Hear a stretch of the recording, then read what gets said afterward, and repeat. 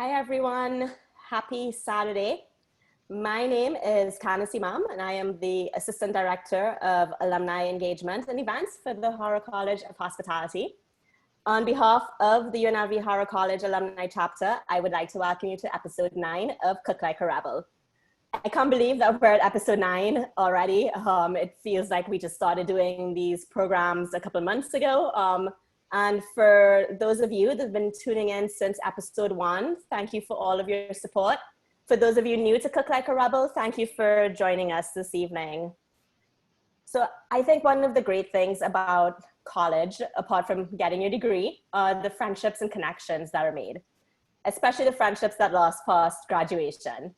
So I'm excited to do the introduction today as I not only get to introduce this episode's host, but also my good friend, a friendship formed at UNLV, albeit in the MBA program and not the hospitality program. It's okay, Claudia. We forgive you for not being a hospitality alum.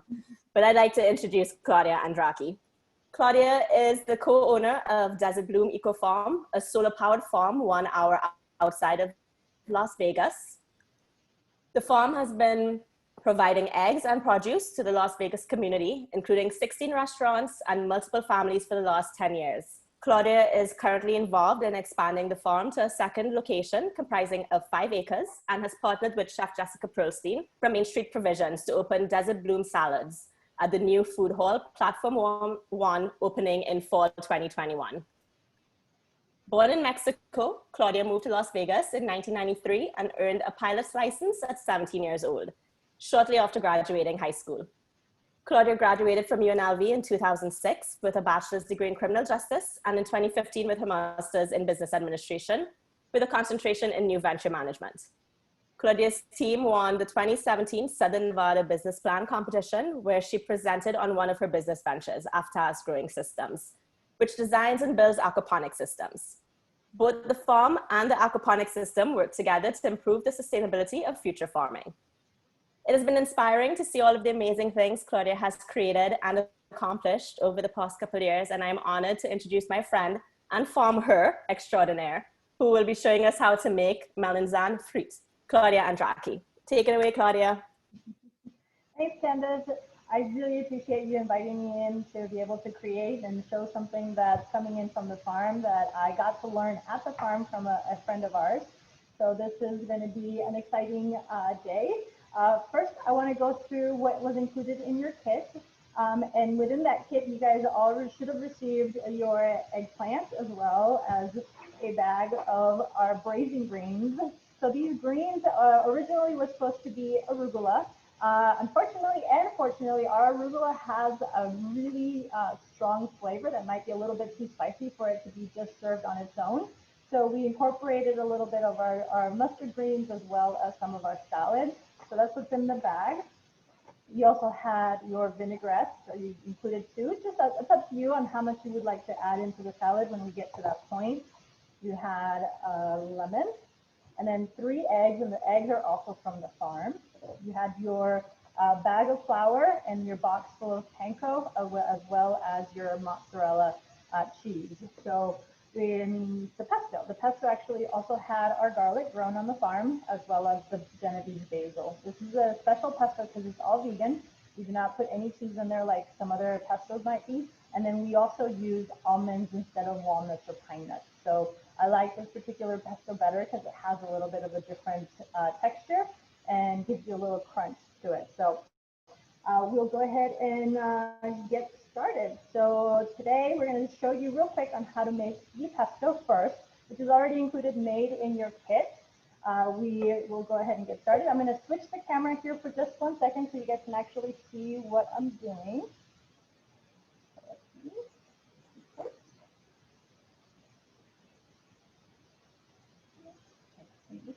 we go. So we've got our little jar. I'm using this little magic bullet because it's really easy for you to make a small portion. So we're going to start off with our with our almonds. So we're going to go ahead and add our almonds into there. So, and it all depends on how much you would like to make, but the recipe that I've included on there for you. Here's some of our garlic. Garlic, the easiest way to peel is you just cut the ends off one side. Pour that on there, and then you can smash it. And then the garlic comes right out. So really easy. We're going to put 2 cloves of garlic in there. And then I like to add a little bit of a spice to our pesto. So we include 1 serrano pepper. Depending on how spicy you like it, you can either add more or less. So that goes into that. We're going to put the blade. I apologize if this gets a little bit loud for you guys, so watch out. There we go.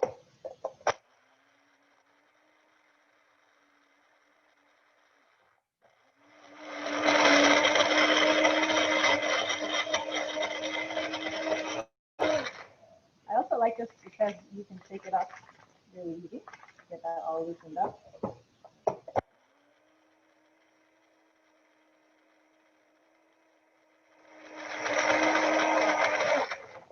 Once that's pretty much incorporated, what we're going to do, we're going to open this up.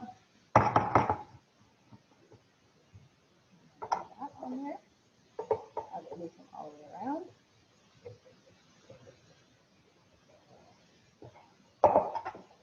We're going to incorporate the juice of 1 lime. The one way that you can do it is you can roll it a little bit and it'll loosen it up. It'll be easier to juice that lime. Take the seeds out. There. This lemon juice adds acidity into the pesto, which also helps with keeping the pesto from turning brown. It's like a natural preservative for it. There. On.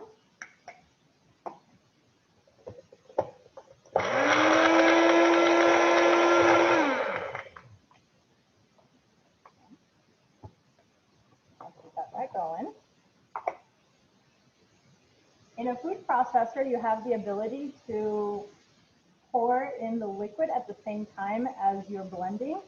With this little magic bullet, it's a little difficult. So what I'm going to do is I'm actually going to incorporate that in here now before I close it back up again. We're adding the basil into it. So I try to take some of the major stems out so that it's easier for it to blend.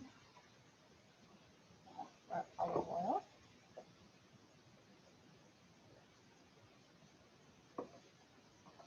And then the amount of olive oil that you put into it, it just depends on what the consistency you would like. If you want it more of a paste, or if you want it more of a sauce that can be poured over something. So we'll probably continue to add more olive oil as I blend it in.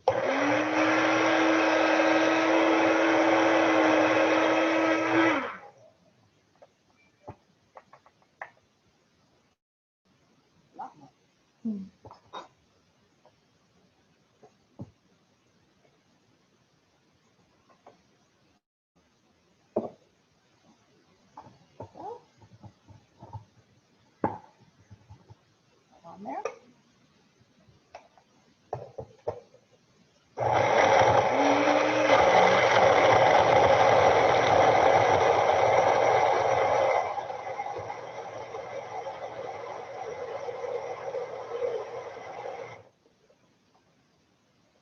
We have our pesto ready to go. And then you just add the salt and pepper to taste. Got our salt.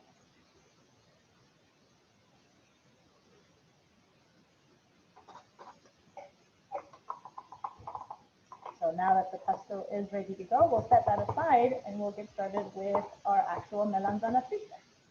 So this particular type of eggplant, which is what melanzane means, it's in Italian, is called a black beauty.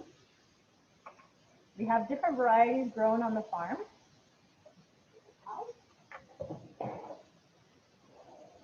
Including one that's called the Gretel, which is a long white eggplant, and then we have a fairy tale one.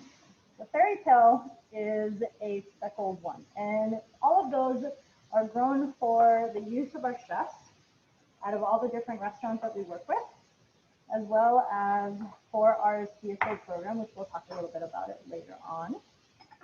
So, you guys should all have your eggplant. Everything is organic from the farm.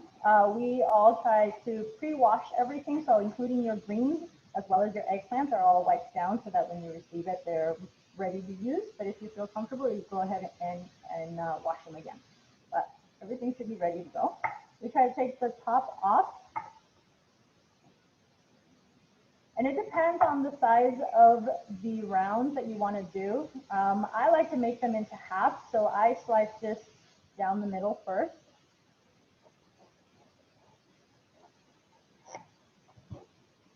And then do the slices from there. That off. So we said about half an inch. So we continue slicing them.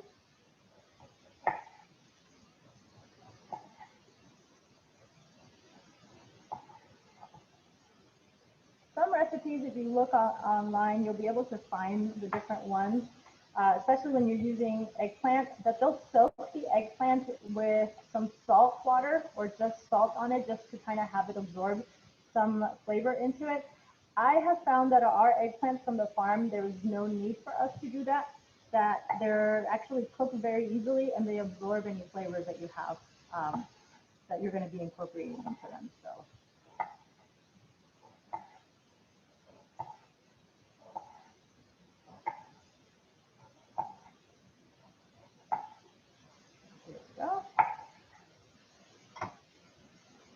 So here we're going to try to pair up the ones that are best together. So we got 1, 2, 3, 4, 5, 6, 7. We'll move these guys off to the side. So you guys all should have your mozzarella, your fresh buffalo mozzarella. This is different than your regular mozzarella because it actually has that liquid that comes along with it. I prefer this one better to other flavors. So what we'll do is you're going to go through, you're going to sandwich in between each one, like that.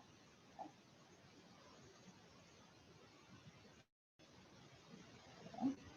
One at a time. If you find that the mozzarella is a little bit thick for you, if you want to have it something smaller, what you can do is you can buy the log that's not pre-sliced, and you can slice it to your thickness, your size that you like. I like these because it just makes it really easy. You don't have to sit there and worry about slicing them. Those. So.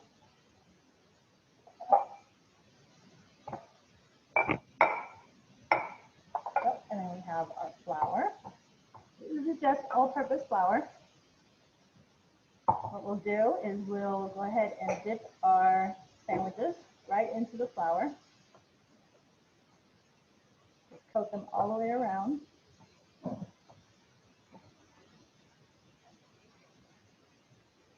This will make so that the egg actually sticks to the eggplant itself. If you try to just dip the egg directly onto the eggplant, the egg will just kind of slide off.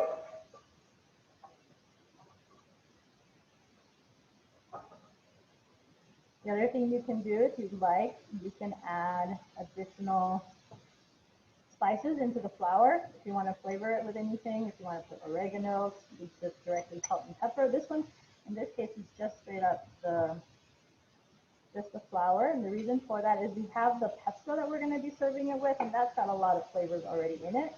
So there's really no need for you to be able to add anything else onto it.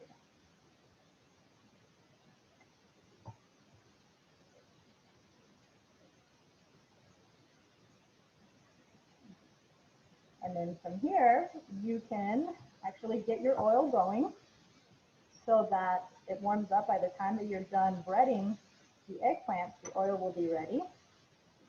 The temperature of the oil, we said it was going to be about 350 degrees. That's kind of difficult to measure just in with any other thermometer.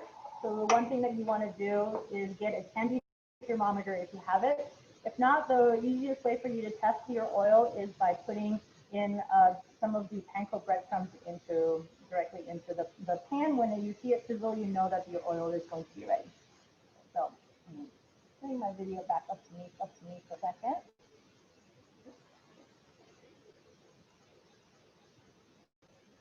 There you go. So the type of oil that I'm using today is the peanut oil. And the peanut oil is going to be the best for me because I really like the higher temperature that I can get this on. And then if you do olive oil, the olive oil will have a tendency to burn. So you want to find something, whether it's canola, vegetable, peanut oil, or any of those that have a higher temperature that you can get them to, otherwise they will burn. So we're going to go ahead and get that ready. So in this case, this is regular peanut oil. If you have peanut allergies, just be careful. Do not do that. There we go. We're going to get crack our eggs into our other bowl. So we're going to go back over here.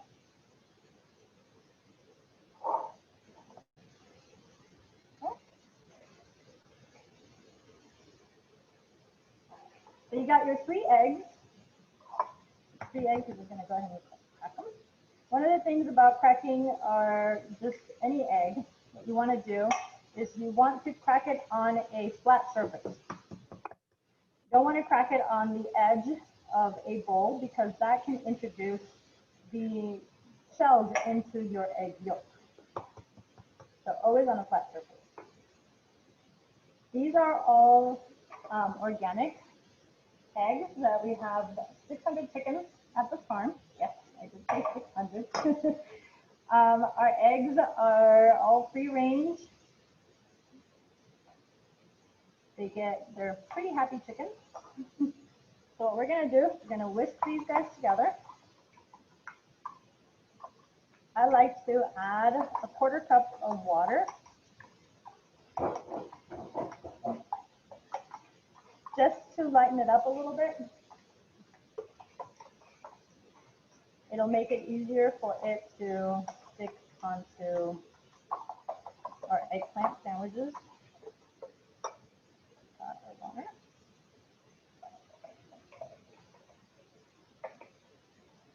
We'll thin it out just a little bit. Our eggs have a higher viscosity than what you would find on regular store-bought eggs, and that's the reason why I add the water to them.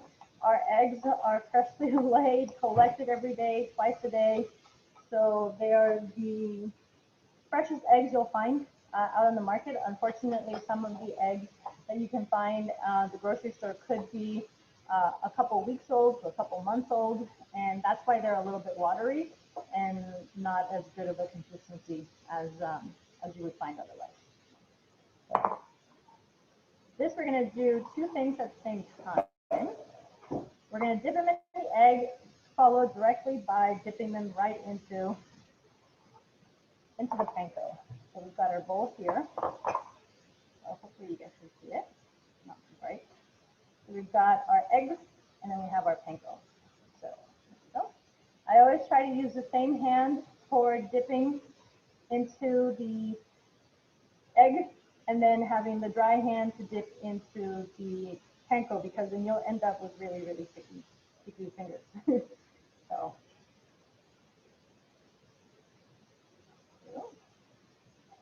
make sure that it's all nicely coated.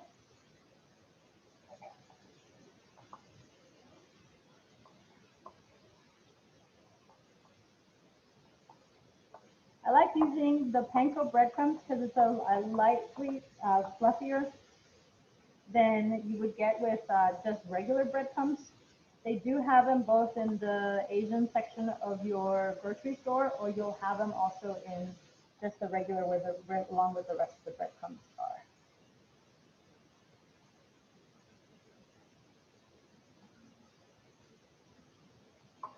Let's do one by one.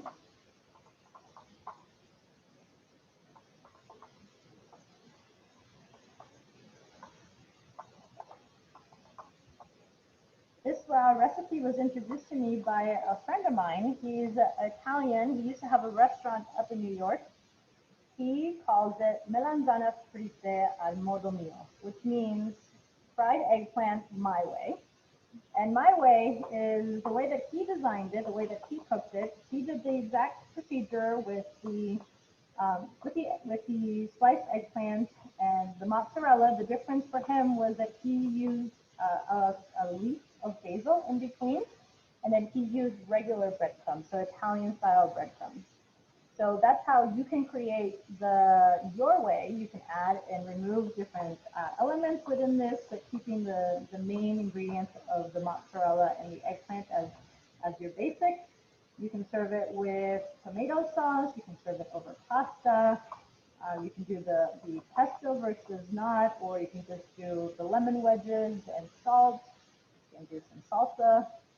So it's a variety of different ways, and you can create this in your however you'd like it, and create your own melanzane al mio modo.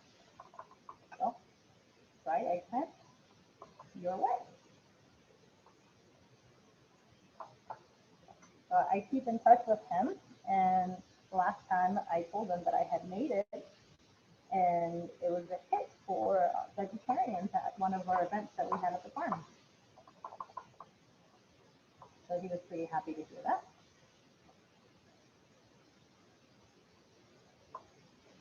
And we got two left.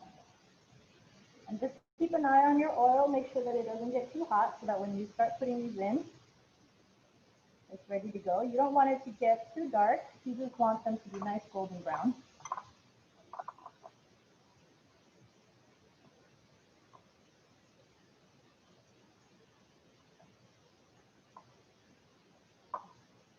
Oh, just one more. One. So you should have plenty of egg, plenty of breadcrumbs for your size of an eggplant. Mine was a little bit of a smaller eggplant than I think the ones that you guys got on your kit.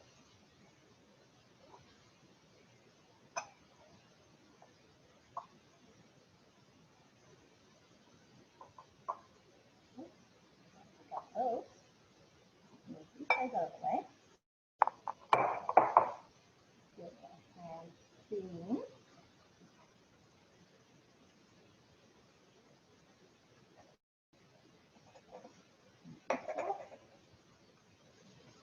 And now we're going to move in our burner and oil into place so that you guys can see what we got going on. Here's our oil. And like I said to you before, the way that you can test to see if it's ready to go is by dropping a couple pieces into it. You see how they bubbled up? They are getting a little bit darker than I like, so I'm going to lower the temperature on this and wait for it to cool just a little bit.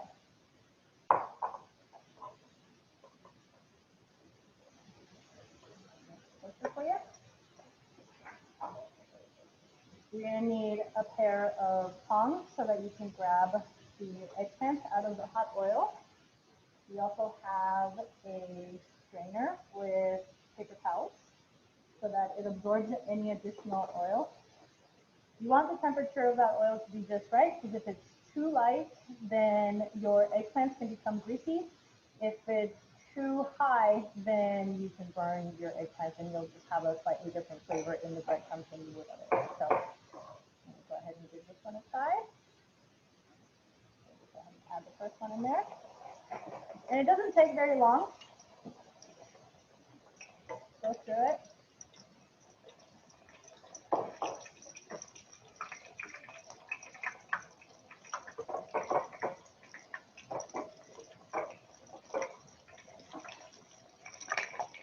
I like doing one at a time, that way I can keep an eye on them and they don't get too dark.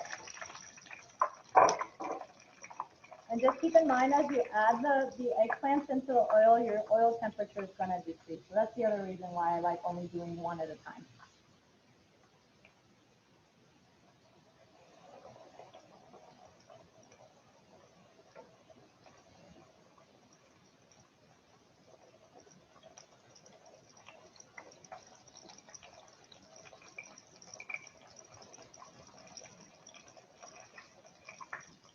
You can see that it's just getting golden brown.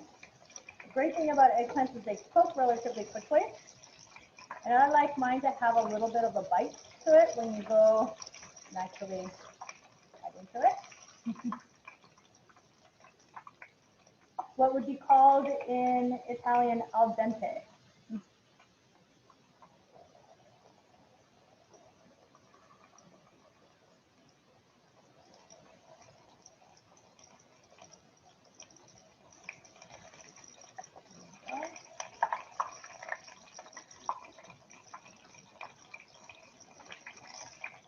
This is one of my favorite dishes in the summertime because you get all that fresh basil, so you can create your pesto. We have the eggplants, the serrano peppers, all those are grown in the summertime here in the desert. So it's just a perfect dish and refreshing when you add it with a nice salad. So the other thing that I really like to do is a pesto. With a pesto, I create a caprese salad as well too. So the caprese you can do instead of the eggplant, we'll do the tomatoes, and you can put the mozzarella cheese in between it and use that same pesto for it. So you guys got a good sized jar that you'll be able to use it for a couple of different things, whether it's that caprese salad or another batch of eggplant. Make a little side dish of pasta. And the pesto I gave you guys is a little bit thicker, so it's more of a spread. So if you guys would like to have it a little bit thinner, you can add more olive oil into it.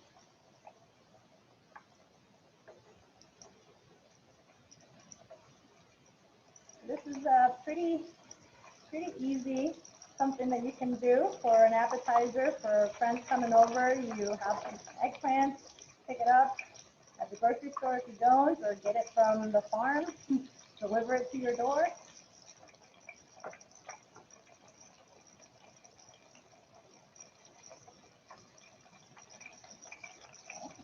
I like flipping it back and forth a couple of times just to keep an eye on it, just to make sure that we got a nice color on it.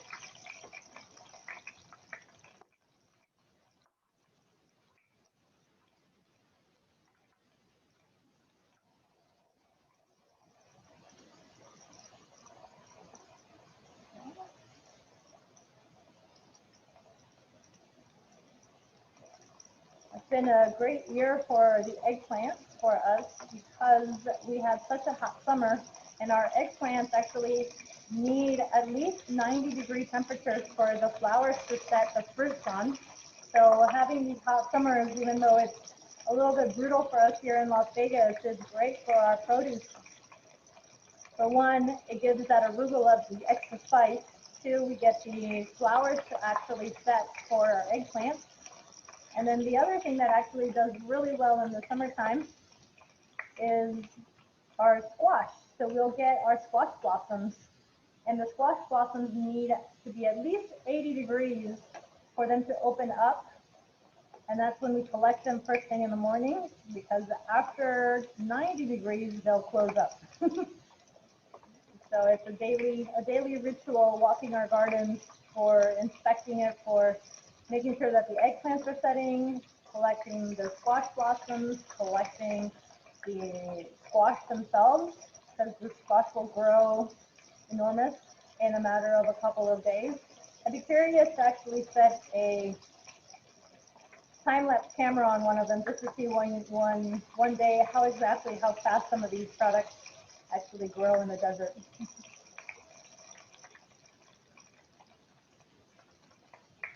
And we're down to our last eggplant.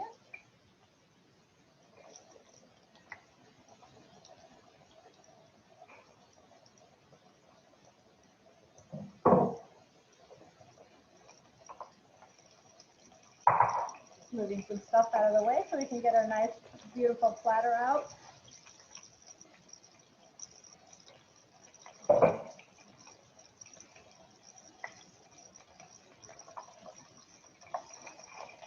So one thing you can do, you can make it into wilted greens if you want, and serve the eggplant right on top of the greens right away.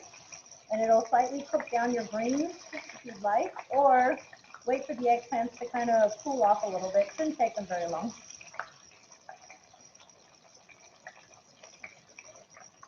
Here's our last little eggplant.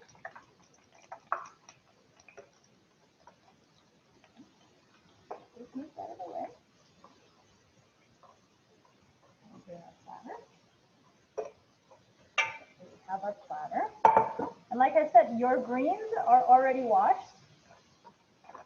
So one of the things about the greens is that they might actually be a little bit too big for bite size. So if you like, there we go. You can just go ahead and pull them out and then just break them apart. It's actually better if you tear them than if you use a knife. One of the things that with tearing, I think you need to cool down from all that heat. Hold on. You got my sister coming in. Seth needs something to drink. Cheers, guys. Let's go back to our. All right, here we go. So you got the reason why we tear the greens instead of actually using a knife is the knife can actually bruise the greens. So when you cut something down with a knife, it'll start to turn brown on the edges. So that's one of the reasons why you'll notice sometimes that the stuff in the grocery store you'll have the brown edges is because they were used a knife to be able to cut it. It's always even better. They actually sell some plastic knives out there that you can use the plastic knives to kind of tear the leaf apart instead of a metal knife. So when you tear it, it actually has the ability to tear in where exactly the plant needs to tear. So we've got our nice greens. One of the things, if you want to do, is just leave a little center portion of it. We can put our pesto right in there so that we can put a bowl and a spoon for people to put however much they would like. So here we have our vinaigrette. So the vinaigrette is made of olive oil, balsamic vinegar, salt, pepper, and oregano. So then you just go through, shake it up, mix it all up. If you just pour it out, you're going to have certain edges that are going to have just the olive oil and some edges that are going to have the balsamic vinegar. So when you mix it up, it should be nicely emulsified together. And then you just pour it over the top of your greens.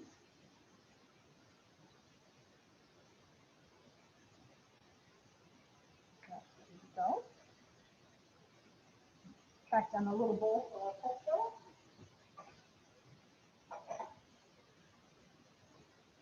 We have a little bowl. So this pesto that I made here is a little bit more loose than the ones that you guys have. But like I said, go ahead and add a little bit more olive oil directly into your bowl, and then you can just mix it up, and it'll make it to this consistency. It'll take you a longer way as well too by adding that olive oil into it. So then we have our eggplant. You need to put it right along the edges, over the top.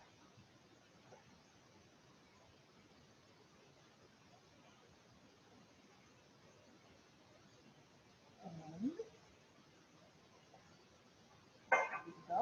The other thing that we'll go ahead and do is your slice the lemon that you guys have. The lemon, you're going to go ahead and actually slice it long ways, not by half, but like from one tip to the other tip. And it creates a little nicer wedges. Just go ahead and put them in between.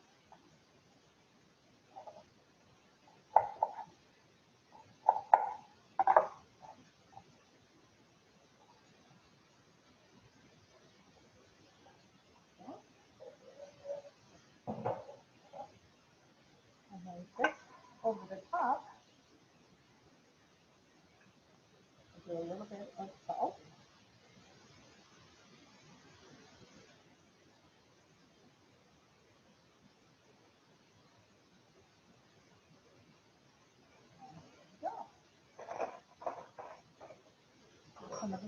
clean that in a way.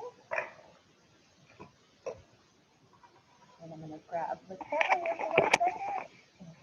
Okay, you guys can actually see that. There's our Melanzane Fritte with our pesto.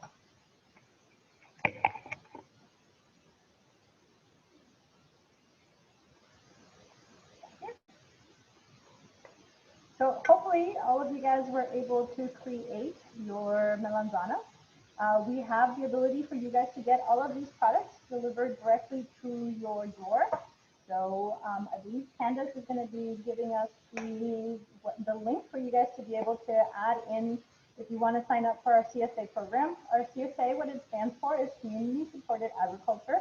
The concept started out in a way for us to be able to bring fresh produce to your door. So a lot of the times the way that you get your organic product from the grocery store is that it has to travel quite a bit of miles, and by the time you get your organic lettuce mix home, it's already starting to go bad. So you only have a limited amount of time that you're going to be able to get it. So most people believe that organic product is not necessarily worth the price because you'll end up wasting it. So the great thing about our CSA program is everything that gets harvested the day before and delivered directly to your door. So that means that there's no travel time in between other than the farm to your table, which is usually within an hour or so.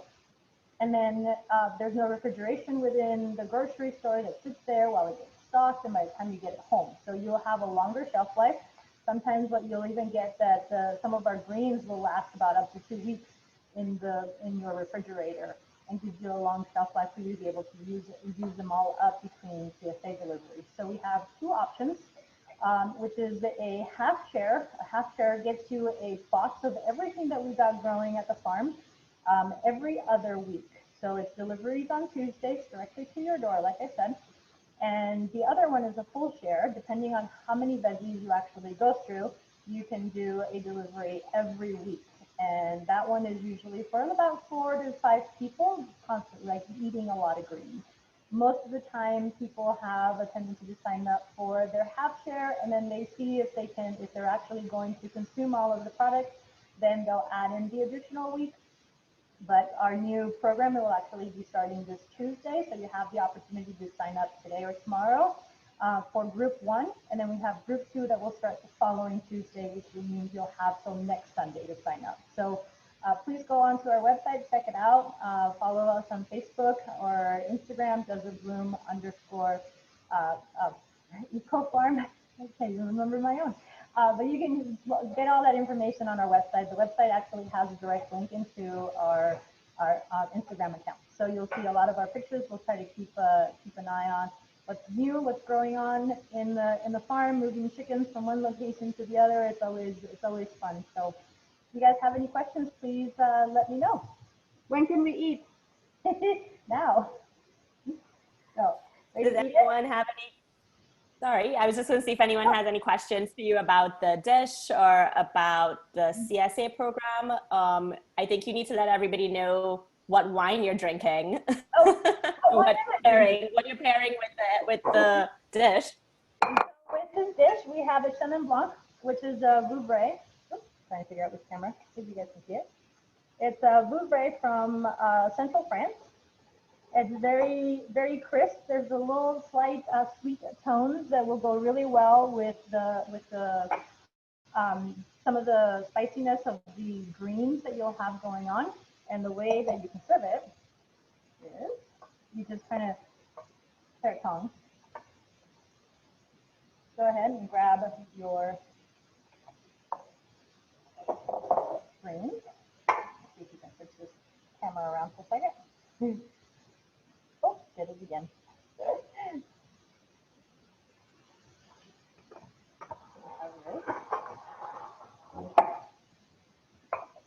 And then we have those lemons. Let's put it on there. There we go. Let's see if I did a good job. Can I test? Yeah, you can. We got the pesto. I missed the pesto.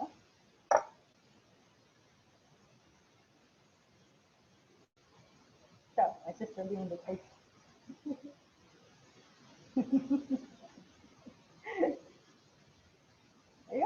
delicious. All right. Awesome. It looks great. It looks great. I can't wait to wrap this up, and I think we're going to make our own as well here at the house. Good. Are there any other questions for Claudia before we wrap up?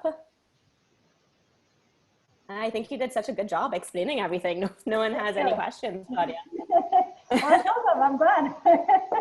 Any questions you guys have, please feel free to email me info@desertbloom.farm, and that goes directly to me, and I'll be happy to answer any questions you guys have either about the dish, the greens, if you have anything that you really liked about the green mix that I included with you guys. It has lettuce, mustard, arugula, or questions about the farm.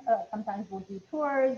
We'll probably wait for tours into the springtime, just because of how and things are going on right now. So we're kind of limiting access to the farm, but everything else is, yeah, just let me know what you have, any questions. Holly says, thank you for the delivery. Oh, you're welcome, Holly. Yep, I do personally sometimes. Well, I'm not seeing any questions coming in, so I'm going to say thank you, Claudia. Thank you so much for spending your Saturday evening with us and showing us how to make this great dish and talking about the farm. Thank you to your sous chef, Monica, with her amazing manicure. We saw your nails. I know, right? A lot better than the farm manicure. The farmer doesn't have a manicure. And as always, everyone, thank you for sharing and spending your Saturday with us. I'm just going to share my screen for a quick second to show you some of the upcoming events that we have in the next couple of months. So save the date coming up. We have our Oktoberfest on October 17th. It's our Salute Pros Chairs episode.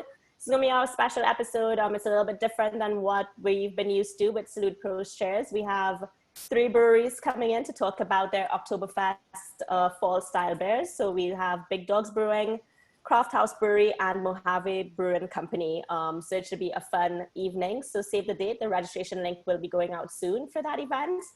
And we also have another Salute Pros Chairs episode 10 on November 21st with Tim Hornberry from Backbar USA. And he is actually going to be streaming live from Mexico for that event, and he'll be showcasing a Paloma, as well as a couple other holiday style drinks as Thanksgiving is right around the corner. So save the date. Registration links will be sent out soon. And as always, follow us, tag us on Facebook, Instagram, Twitter, LinkedIn at UNLV Hospitality and at UNLV Hospitality Alumni. So thank you again. Thank you, Claudia. Appreciated having you here. Thank you, everyone, for joining us. And we look forward to seeing everyone at our upcoming events. Have a good Saturday, everybody. Have a good night, guys. Have a good night.